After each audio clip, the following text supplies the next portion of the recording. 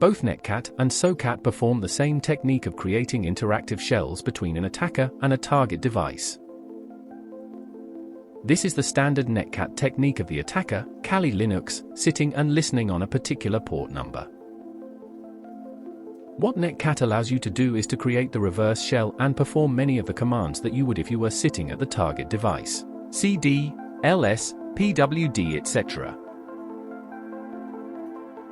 So as shown in this example, there are standard commands being carried out as normal.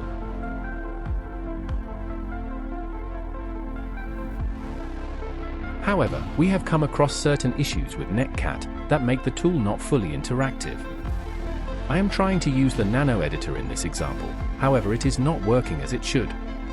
I cannot edit or save the document, so if I was a pen tester stroke ethical hacker, this is not the ideal tool. Even copy and paste is not working, so I cannot insert code into a document. Enter SOCAT. With the SOCAT tool, the syntax is quite different to NETCAT. I have placed these commands for the attacker and target below in the notes.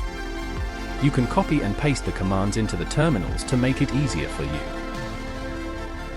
But what it does achieve is a fully interactive shell with the target device. By fully interactive, it means that we now have full control of the target device and all of the commands are able to be used. As with the previous example using NETCAT, where the nano editor was not able to be used correctly, with SOCAT, we can use nano and other commands as if logged into the device itself. Here, I am editing the file to show that it works properly.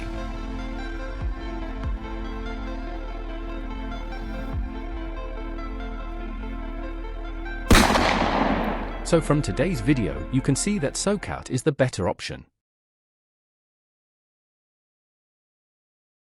Thank you so much for watching today, and we hope this was a useful piece of advice. Like, share and subscribe to the G-Man channel.